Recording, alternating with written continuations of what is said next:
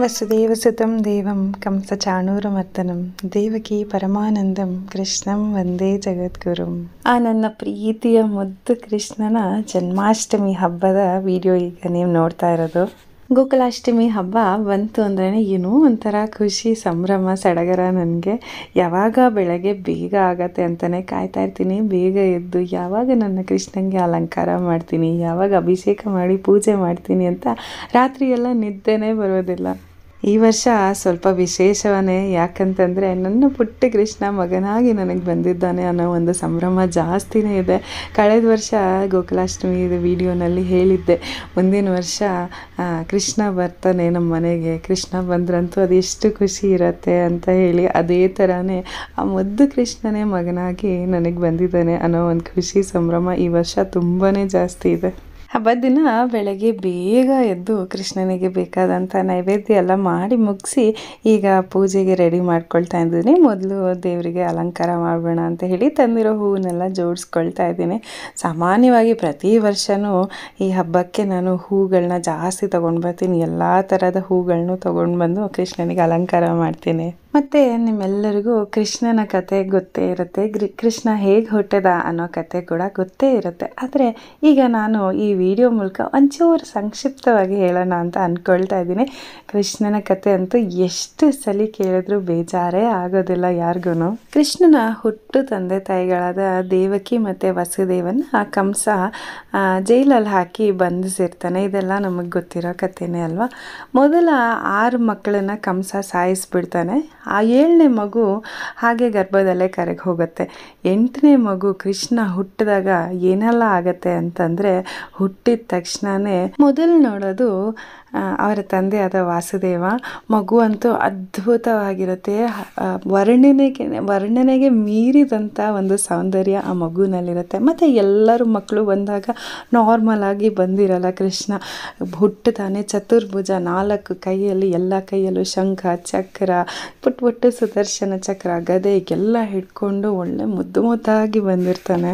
ಹುಟ್ಟಿದಂಥ ಆ ಮಗುನ ಇಮಿಡಿಯೇಟಾಗಿ ಶಿಫ್ಟ್ ಮಾಡಬೇಕಾಗಿರುತ್ತೆ. ಹಾಗಾಗಿ ಅಶರೀರವಾಣಿ ಆಗತ್ತಲ್ಲ, ಮಗುನ ಕರ್ಕೊಂಡು ಹೋಗಿ ನಂದನ ಹತ್ರ ಬಿಟ್ಟು ಬಾ ಅಂತ ಹೇಳಿದಾಗ ಮಗುನ ಹೊತ್ಕೊಂಡು ಹೇಗೆ ಹೋಗೋದು ಅಂತ ಯೋಚಿಸ್ತಿರ್ಬೇಕಾದ್ರೆ ಗೇಟ್ಗಳು, ಅವ್ರ ಕೈ ಕಟ್ಟಿದಂಥ ಸರಪಳಿಗಳು ಆಟೋಮೆಟಿಕ್ಕಾಗಿ ಓಪನ್ ಆಗಿಬಿಡುತ್ತೆ ಮತ್ತು ಗೇಟ್ಗಳು ತೆರೆಯುತ್ತೆ. ಅಲ್ಲಿ ನಿಂತಿದ್ದಂಥ ಕಾವಲುಗಾರರೆಲ್ಲ ಸಡನ್ನಾಗಿ ಮೂರ್ಛೆ ಹೋಗಿಬಿಡ್ತಾರೆ. ಹಾಗೇ ನಡ್ಕೊಂಡು ಹೋಗ್ತಿರ್ಬೇಕಾದ್ರೆ ಯಮುನಾ ನದಿನ ಪಾರ್ ಮಾಡಬೇಕಾಗತ್ತೆ. ಹೇಗಪ್ಪ ಪಾರ್ ಮಾಡೋದು ಅಂತ ಅಂದ್ಕೊಳ್ತಿದ್ದಾಗ ಯಮುನಾ ನದಿ ತಾನಾಗೆ ದಾರಿ ಮಾಡಿಕೊಡ್ತಾಳೆ. ಜೋರು ಮಳೆ ಬರ್ತಾ ಇರತ್ತೆ. ಆಗ ವಾಸುಕಿ ತನ್ನ ಮುದ್ದು ಪರಮಾತ್ಮ ನೆನಿಬಾರ್ದು ಅಂತ ಹೇಳಿ ಕೊಡೆಯಾಗಿ ಅವನ ಹಿಂದೆ ಹೋಗ್ತಾನೆ. ಈ ಕಥೆನ ಸಾಮಾನ್ಯ ನಾವೆಲ್ಲರೂ ಕೇಳೇ ಇರ್ತೀವಿ ಅಲ್ವಾ. ಆದರೆ ಇದರಿಂದ ಎಲ್ಲರಿಗೂ ಕತೆ ಗೊತ್ತು ಕೃಷ್ಣಂದು. ಆದರೆ ಅದರ ಹಿಂದೆ ಇರೋ ಅರ್ಥ, ಅದನ್ನು ನಾವು ಜೀವನಕ್ಕೆ ಹೇಗೆ ಅಳವಡಿಸ್ಕೊಳ್ಬೇಕು ಅನ್ನೋದನ್ನ ಕೃಷ್ಣನ ಜೀವನದಿಂದ ಕಲಿಬೇಕಾಗತ್ತೆ. ಅವನ ಹುಟ್ಟಿನ ಕಥೆಯಲ್ಲಿ ಏನು ಕಲಿಬೋದು ಅಂದರೆ, ನಾವೆಲ್ಲರೂ ಬಂಧನದಲ್ಲೇ ಹುಟ್ಟೋದು, ಜೈಲಲ್ಲೇ ಹುಟ್ಟೋ ಥರ ಇರುತ್ತೆ. ಪರಮಾತ್ಮ ಜೈಲಲ್ಲಿ ಹುಟ್ಟುತ್ತಾನೆ, ಅವ್ರ ತಂದೆ ತಾಯಿಗಳು ಬಂಧನದಲ್ಲಿರ್ತಾರೆ.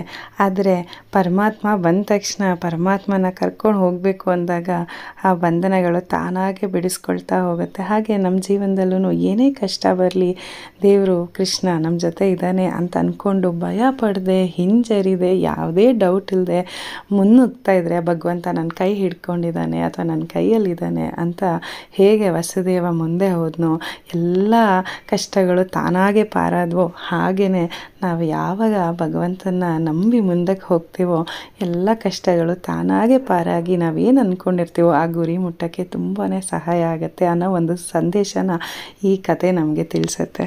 ಮತ್ತಿಲ್ಲಿ ನನ್ನ ಮುದ್ದು ಕೃಷ್ಣನಿಗೆ ನೈವೇದ್ಯ ರೆಡಿಯಾಗಿದೆ. ಕೃಷ್ಣಂಗೋಸ್ಕರ ಅಂತ ಹೇಳಿ ಅವಲಕ್ಕಿ ಮತ್ತು ಪಾಯಸ, ಡ್ರೈ ಜಾಮೂನ್ ಮಾಡಿದ್ದೆ. ಈ ಸಲ ಮೊಸರು ಅವಲಕ್ಕಿ, ಬೆಣ್ಣೆ, ಹಾಲು, ಕೊಬ್ಬರಿ ಮಿಠಾಯಿ ಇಷ್ಟನ್ನು ಕೃಷ್ಣನಿಗೋಸ್ಕರ ಮಾಡಿದ್ದು ನೈವೇದ್ಯಕ್ಕೆ ಅಂತ ಹೇಳಿ ಎಲ್ಲ ರೆಡಿ ಮಾಡಿ ಈಗ ಪೂಜೆಗೆ ಇಡ್ತಾ ಇದ್ದೀನಿ. ಆಲ್ಮೋಸ್ಟ್ ದೇವ್ರ ಮನೆಯಲ್ಲಿ ಪ್ರತಿಯೊಂದು ಎಲ್ಲ ರೆಡಿ ಮಾಡಿ ಆಯಿತು. ಅಭಿಷೇಕಕ್ಕೂ ಎಲ್ಲ ರೆಡಿ ಮಾಡಿದ್ದಾಯಿತು. ಇನ್ನೇನು ಪೂಜೆ ಮಾಡಬೇಕು ಅಷ್ಟೇ. ನಮ್ಮನೆ ಮುದ್ದು ಕೃಷ್ಣ ಒಳಗೆ ಬಂದಿದ್ದಾನೆ. ಏನೇನು ತರಲೆ ಮಾಡ್ಬೋದು ಅಂತ ನೋಡ್ತಾ ಇದ್ದಾನೆ. ಹೊಸಲು ಮೇಲೆ ಕುತ್ಕೊಳ್ತಾನೆ ಸದಾ. ಹೊಸ್ಲಿಗೆ ಹಾಕಿರೋ ರಂಗೋಲಿ ಎಲ್ಲ ಅಳಿಸಿ ಅವನಿಗೆ ಮಾಡಬೇಕಾಗಿರೋ ಎಲ್ಲ ತರಲೇನೂ ಮಾಡಿದ್ದಾಯಿತು. ನೆಕ್ಸ್ಟ್ ನೈವೇದ್ಯ ಬೇಕು ಅಂತ ಅಲ್ಲೇ ಬಂದುಬಿಡ್ತಾನೆ. ಎತ್ಕೊಂಡಿದ್ದಕ್ಕೆ ಸಿಟ್ಟೇ ಬಂದ್ಬಿಡ್ತು ಅವನಿಗೆ. ಈ ಸಲ ಹಬ್ಬಕ್ಕೆ ನಮ್ಮಮ್ಮ ನಮ್ಮ ಅಪ್ಪಾಜಿ ಬಂದಿದ್ದರು.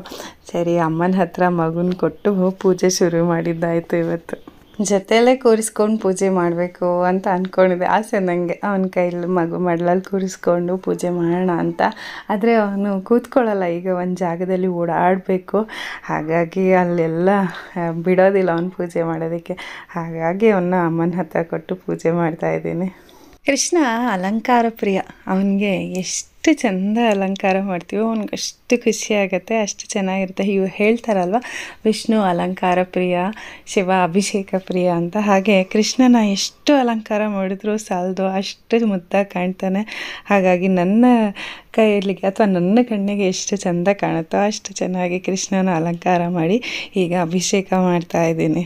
ಹೋದ ವರ್ಷ ಹಬ್ಬದಲ್ಲಿ ಪೂಜೆ ಮಾಡಬೇಕಾದ್ರೆ ಅಪ್ಪ ಕೃಷ್ಣ ನೀನೇ ನನ್ನ ಮಗನಾಗಿ ಬಾ ಅನ್ನೋ ಒಂದು ಬೇಡಿಕೆಯಲ್ಲಿ ಪೂಜೆ ಮಾಡಿದ್ದೆ, ಒಂದು ಬೇಡಿಕೆ ಇಟ್ಟು ಪೂಜೆ ಮಾಡಿದ್ದೆ. ಈ ವರ್ಷ ಒಂದು ಧನ್ಯತಾ ಮನೋಭಾವದಲ್ಲಿ ಪೂಜೆ ಮಾಡ್ತಿದ್ದೀನಿ. ನೀನೇ ನನ್ನ ಮಗುವಾಗಿ ಬಂದೆ ಅನ್ನೋ ಒಂದು ಖುಷಿ, ಸಾರ್ಥಕತೆ, ಒಂದು ಗ್ರ್ಯಾಟಿಟ್ಯೂಡ್ ಇದೆ ನನಗೆ. ಕೃಷ್ಣನ ನಾವು ಯಾವ ರೂಪದಲ್ಲಿ ಬೇಕಾದ್ರೂ ಪೂಜೆ ಮಾಡ್ಬೋದು. ನಿಮಗೆ ಯಾವ ರೂಪ ಇಷ್ಟನೋ ಆ ರೂಪದಲ್ಲೇ ಒಲಿತಾನೆ ಅಂತ ಹೇಳ್ತಾರೆ. ನಿಮಗೆ ಮಗುವಾಗಿ ಕೃಷ್ಣ ಇಷ್ಟ ಅಂದರೆ ಮಗುವಾಗಿ ನಿಮಗೆ ಬರ್ತಾನೆ. ನಿಮಗೆ ಸಖನಾಗಿ ಬೇಕು ಅಂದರೆ ಸಖನಾಗಿ, ಫ್ರೆಂಡಾಗಿ ನಿಮ್ಮ ಜೊತೆಯಲ್ಲಿರ್ತಾನೆ. ನೀವು ವಾರಿಯರ್ ಅಥವಾ ಯಾವುದಾದ್ರೂ ಏನಾದರೂ ಫೈಟ್ ಮಾಡಬೇಕು ಅಂತಂದರೆ ಅವನ್ನ ಒಬ್ಬ ವಾರಿಯರ್ ಆಗಿ ಕೂಡ ನೀವು ನೋಡ್ಬೋದು. ಸೊ ಕೃಷ್ಣನಲ್ಲಿ ಯಾವ ಗುಣ ಇಲ್ಲ ಅಥವಾ ಯಾವ ಅಂಶ ಇಲ್ಲ ಅಂತ ಹೇಳಿ ಪ್ರತಿಯೊಂದೂ ಒಂದೊಂದು ಸ್ಟೇಜಲ್ಲಿ ಅದರ ವೈಭವೀಕರಣ ಹೇಗಿದೆ ಅಂತಂದರೆ, ಯಾವ ಒಂದು ಸ್ಟೇಜ್ ಆಫ್ ಲೈಫಲ್ಲೂ ಅವನ ಕತೆ ನಮಗೆ ಬೋರ್ ಅನಿಸೋದೇ ಇಲ್ಲ. ಆದರೆ ಎಲ್ಲರಿಗೂ ಸಾಮಾನ್ಯವಾಗಿ ಗೊತ್ತಿರೋದು ಪುಟ್ಟ ಕೃಷ್ಣ, ಬಾಲಕೃಷ್ಣನ ಲೀಲೆಗಳು ಮಾತ್ರ. ಆದರೆ ಅವನ ಪ್ರತಿಯೊಂದು ಸ್ಟೇಜ್ ಆಫ್ ಲೈಫ್ ಅಥವಾ ಅವನ ಯೌವನದಲ್ಲಿ ಅಥವಾ ತಾರುಣ್ಯದಲ್ಲಿ ಅಂತ ಏನು ಹೇಳ್ತೇವೆ, ಆ ಪ್ರೇಮ ಕತೆ, ಕೃಷ್ಣ ರಾಧರ ಪ್ರೇಮ ಕಥೆಗಳು, ಅಥವಾ ಅವನ ಯುದ್ಧದಲ್ಲಿ ನಿಂತಾಗ ಅವನ ಶೌರ್ಯ, ಪ್ರತಿಯೊಂದೂ ನಮಗೆ ಗೂಸ್ ಬಂಪ್ಸ್ ಬರುತ್ತೆ. ಹಾಗಾಗಿ ಕೃಷ್ಣನ ಕತೆ ಕೇಳೋದು ತುಂಬ ಮಧುರ, ಅತಿ ಮಧುರ, ತುಂಬ ಸೊಗಸಾಗಿರುತ್ತೆ. ಆದರೆ ಕೃಷ್ಣನ ಜೀವನದ ರೀತಿ ನಾವು ಬದುಕಬೇಕು ಅನ್ನೋ ಒಂದು ಸಂದೇಶನ ಅವನು ನಮಗೆ ಕೊಟ್ಟು ಹೋಗಿದ್ದಾನೆ. ಆ ಕಥೆಯ ಹಿಂದೆ ಇರೋ ಒಂದು ಒಳ ಅರ್ಥ, ಆ ಜೀವನ ಹೇಗೆ ನಡೆಸಬೇಕು, ಜೀವನದಲ್ಲಿ ಹೇಗೆ ಮುಂದೆ ಹೋಗಬೇಕು, ಪ್ರೀತಿಯಿಂದ ಬದುಕಬೇಕು, ಪ್ರೀತಿ ಹಂಚಬೇಕು ಅನ್ನೋ ಒಂದು ದೊಡ್ಡ ಸಂದೇಶನ, ಧರ್ಮದಿಂದ ಬದುಕಬೇಕು, ನ್ಯಾಯ ನೀತಿಗಳಿಂದ ಬದುಕಬೇಕು ಅನ್ನೋ ಒಂದು ದೊಡ್ಡ ಸಂದೇಶನ ಈ ಪ್ರಪಂಚಕ್ಕೆ ಕೊಟ್ಟು ಹೋಗಿದ್ದಾನೆ ಅಂತ ಪರಮಾತ್ಮನ ಒಂದು ಲೀಲೆಗಳನ್ನ ಹೇಳ್ತಾ ಇದ್ದರೆ ನಿಲ್ಲಿಸೋಕ್ಕೆ ಸಾಧ್ಯ ಇಲ್ಲ. ಆ ಥರ ಅನಿಸುತ್ತೆ. ಇಲ್ಲಿ ಪೂಜೆ ಎಲ್ಲ, ಅಭಿಷೇಕ ಎಲ್ಲ ಮುಗಿಸಿ ಮುದ್ದು ಕೃಷ್ಣನ ತೊಟ್ಲಲ್ಲಿ ಕೂರಿಸಿ ಪೂಜೆ ಮಾಡ್ತಾಯಿದ್ದೀವಿ. ನಮ್ಮ ಪುಟಾಣಿ ಸಮನ್ವಿಗೆ ಪೂಜೆ ಮಾಡೋಕ್ಕೆ ತುಂಬ ಇಷ್ಟ ಅಂತ ಗೊತ್ತಲ್ವ ನಿಮ್ಮೆಲ್ಲರಿಗೂ. ಅವಳು ಮೊದಲು ಕೃಷ್ಣನಿಗೆ ಪೂಜೆ ಮಾಡಿ ಈಗ ಆರತಿ ಮಾಡ್ತಾ ಇದ್ದೀನಿ. ಪ್ರತಿ ವರ್ಷವೂ ವೀಡಿಯೋಸ್ ಮಾಡ್ತಾನೇ ಇದ್ದೀನಿ. ಎಲ್ಲ ಹಬ್ಬದಲ್ಲೂ ವೀಡಿಯೋಗಳನ್ನ ಹಾಕ್ತಾನೇ ಇದ್ದೀನಿ. ಪ್ರತಿ ವರ್ಷವೂ ಒಂದೇ ಥರ ಇದ್ದರೆ ತುಂಬ ಜನ ರೆಗ್ಯುಲರ್ ವ್ಯೂವರ್ಸ್ ಇದ್ದೀರಾ, ಬೋರ್ ಆಗ್ಬೋದು. ಹೋದ ವರ್ಷವೂ ಇದೇ ಹೇಳಿದ್ರಿ ಅಲ್ವಾ ಅಂತ. ಸೊ ಪ್ರತಿ ವರ್ಷವೂ ಹೊಸದಾಗಿ ಏನಾದರೂ ಕೊಡ್ತಾ ಇರಬೇಕು ಅನ್ನೋದು ನನ್ನ ಇಷ್ಟ. ಇದುವರೆಗೂ ಯಾವತ್ತೂ ನನ್ನ ವೀಡಿಯೋಸಲ್ಲಿ ಕೃಷ್ಣನ ಕಥೆಗಳನ್ನಾಗಲಿ ಏನೂ ಹೇಳಿರಲಿಲ್ಲ. ಹಾಗಾಗಿ ಈ ವರ್ಷ ಕೃಷ್ಣ ಜನ್ಮಾಷ್ಟಮಿ ದಿನ ಕೃಷ್ಣನ ಹುಟ್ಟಿನ ಕಥೆ ಹಂಚ್ಕೊಳ್ಳೋಣ ನಿಮ್ಮೆಲ್ಲರ ಹತ್ರ ಅಂತ. ಎಲ್ಲರಿಗೂ ಗೊತ್ತಿರೋದೆ ಕೃಷ್ಣ ಹೇಗೆ ಹುಟ್ಟಿದ್ದಾನೆ ಅಂತ. ಆದರೆ ಪ್ರತಿಯೊಬ್ಬರಿಗೂ ಅದನ್ನು ಮತ್ತೆ ಮತ್ತೆ ಕೇಳೋದಕ್ಕೆ ತುಂಬಾ ಇಷ್ಟ ಆಗುತ್ತೆ. ಮತ್ತು ಇಲ್ಲಿ ಪೂಜೆ ಎಲ್ಲ ಮುಗಿತು. ಪೂಜೆ ಎಲ್ಲ ಆದ ನಂತರ ಕೃಷ್ಣನ ತೊಟ್ಲಲ್ಲಿ ಕೂರಿಸಿರ್ತೀವಲ್ಲ, ಅದನ್ನು ತೂಗಬೇಕು, ಒಳ್ಳೆಯದಾಗತ್ತೆ ಅಂತ ಹೇಳ್ತಾರೆ. ಹಾಗಾಗಿ ಎಲ್ಲ ಮುಗಿಸಿ ಈಗ ಒಂದ್ಸಲಿ ಹೇಗೆಲ್ಲ ಅಲಂಕಾರ ಮಾಡಿದ್ದೀನಿ ಜನ್ಮಾಷ್ಟಮಿಗೆ ಅಂತ ಬೇಗ ನೋಡ್ಕೊಂಡು ಬಂದ್ಬಿಡೋಣ.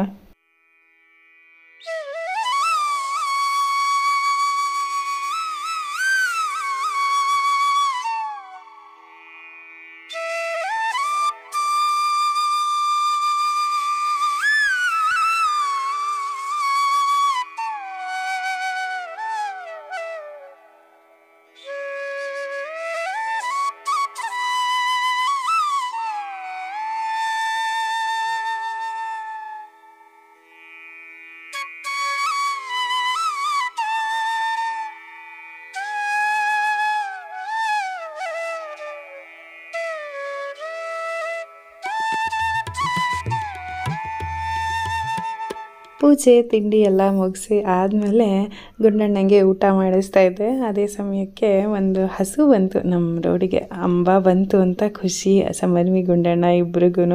ಸರಿ ಹಬ್ಬದ ದಿನ ಬಂದಿದೆ ಅಲ್ವಾ, ಕೃಷ್ಣ ಮೊದಲೇ ಗೊಲ್ಲ, ಅವನಿಗೆ ಹಸುಗಳಂದರೆ ಬಹಳ ಪ್ರೀತಿ. ಅವತ್ತಿನ ದಿವಸನೇ ಹಸು ಬಂದಿದ್ದು, ತುಂಬ ಖುಷಿ ಆಯಿತು. ಹಸುಗೆ ಬಾಳೆಹಣ್ಣು ಅಕ್ಕಿ ಬೆಲ್ಲ ಎಲ್ಲ ಕೊಡ್ತಾ ಇದ್ದಾರೆ ನಮ್ಮ ಅಪ್ಪಾಜಿ. ನಮ್ಮ ಗುಂಡಣ್ಣ ಹಸುನ ನೋಡಿಕೊಂಡೆ ಅಂಬ ಅಂಬ ಅಂತ ತೋರಿಸ್ಕೊಂಡು ಊಟ ಮಾಡಿಸಿದ್ದೆ, ಗೊತ್ತಾಗಲಿಲ್ಲ ಅವನಿಗೆ. ಹಬ್ಬದ ದಿನ ಅದು ನಾವು ಪೂಜೆ ಎಲ್ಲ ಮಾಡಿದ್ಮೇಲೆ ಈ ಥರ ಎಲ್ಲ ಆಗೋದ್ರೆ ಏನೋ ಒಂಥರ ಖುಷಿ. ನಾವು ಮಾಡಿರೋ ಪೂಜೆ ಆ ಕೃಷ್ಣನಿಗೆ ತಲುಪಿದ್ಯೇನೋ ಅನ್ನೋ ಥರ ಒಂದು ಅನುಭವ ಅಷ್ಟೇ.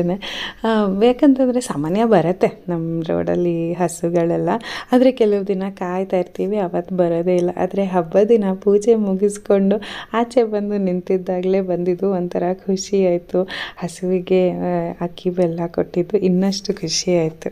ಪೂಜೆ ಎಲ್ಲ ಮುಗೀತು. ಇವಾಗ ನೆಕ್ಸ್ಟ್ ನಮ್ಮ ಸಮನ್ವಿಗೆ ಮತ್ತು ಗುಂಡಣ್ಣಂಗೆ ಕೃಷ್ಣನ ವೇಷ ಮತ್ತು ಸಮನ್ವಿಗೆ ರಾಧೆ ವೇಷ ಹಾಕೋಣ ಅಂತ ಅಂದ್ಕೊಂಡು ಮೊದಲು ಸಮನ್ವಿನ ರೆಡಿ ಮಾಡ್ಬೋಣ, ಅದು ಈಸಿ. ಅವಳನ್ನ ಮಾಡಿಬಿಟ್ರೆ ಆಮೇಲೆ ಗುಂಡಣ್ಣ ಅಷ್ಟೋ ತನಕ ಹಾಕ್ಕೊಂಡಿರ್ಬೇಕಲ್ಲ ಅವನು ಕೃಷ್ಣನ ವೇಷ ಅಂತ ಹೇಳಿ ಫಸ್ಟ್ ಅವಳನ್ನ ರೆಡಿ ಮಾಡಿಬಿಟ್ಟು ಆಮೇಲೆ ಅವನಿಗೆ ಮಾಡೋಣ ಅಂತ ಹೇಳಿ ಮಾಡ್ತಾಯಿದ್ದೀನಿ. ನಾ ಹೋದ ವರ್ಷ ಹೇಳಿದ್ದು ಇನ್ನೂ ನೆನಪಿದೆ ನನಗೆ. ಆ ಮುದ್ದು ಕೃಷ್ಣ ನಮ್ಮ ಮನೆಗೆ ಬಂದರೆ ನಾನು ಯಶೋದ ಥರ ರೆಡಿಯಾಗಿ ಫೋಟೋಶೂಟ್ ಮಾಡಿಸ್ಕೊಳ್ತೀನಿ ಅಂತ ಹೇಳಿದೆ. ಅದೇ ಥರ ಮಾಡಿಸ್ಕೊಳ್ಬೇಕು ಅಂತಲೂ ಹಿಂದಿನ ದಿನ ಕೂಡ ಮಾತಾಡ್ಕೊಂಡಿದ್ವಿ. ಆದರೆ ಇವನಿಗೆ ಕೃಷ್ಣಂದು ವೇಷ ಅಲಂಕಾರ ಹಾಕಿದ್ದೇ ಒಂದು ದೊಡ್ಡ ಸಾಹಸ ಆಗೋಯ್ತು. ಆ್ಯಕ್ಚುಲಿ ಏನೂ ಹೆಚ್ಚಿಗೆ ಮಾಡೇ ಇಲ್ಲ ಅವನಿಗೆ, ಮಾಡೋಕ್ಕೂ ಬಿಡ್ತಾ ಇರಲಿಲ್ಲ ಅವನಿಗೆ. ಕೆಳಗಿಂದ ಒಂದು ಪಂಚೆ, ಕಚ್ಚೆ ಪಂಚೆ ಥರ ಇರೋ ಪ್ಯಾಂಟ್ ಹಾಕಿ 1-2 ಒಡವೆಗಳು ಹಾಕಿ ನವಿಲ್ಗರಿ ಸೆಕ್ಸಿದ್ದೀನಿ ಅಷ್ಟೇ. ಇನ್ನೂ ನನಗೆ ಆ ಕಿರೀಟ ಎಲ್ಲ ಇತ್ತು, ಅದೆಲ್ಲ ಹಾಕೋಣ ಅಂದರೆ ಸರಿ ಪುಟ್ಟವನು ಬೇಡ ಅಂತ ಅಟ್ಲೀಸ್ಟ್ ಹಣೆಗೆ ಆ ನಾಮನಾದರೂ ಹಾಕೋಣ ಅಂದರೆ ಯಾವುದಕ್ಕೂ ಬಿಡ್ತಾ ಇಲ್ಲ. ಅದನ್ನು ಹಾಕಿದಾಗಿಂದ ಹಿಡಿದು ಅಳು ಸುಮ್ಮನೆ ಹಠ ಮಾಡ್ತಾ ಇದ್ದಾನೆ, ಅಳ್ತಾ ಇದ್ದಾನೆ. ಬಹುಶಃ ಏನು ಇದು ಹಾಕಿದ್ದೆ ಒಡವೆಗಳನ್ನೂ ಅದು ಅವನಿಗೆ ಇರಿಟೇಟ್ ಆಗ್ತಿತ್ತು, ಏನೋ ಗೊತ್ತಿಲ್ಲ ನನಗೆ.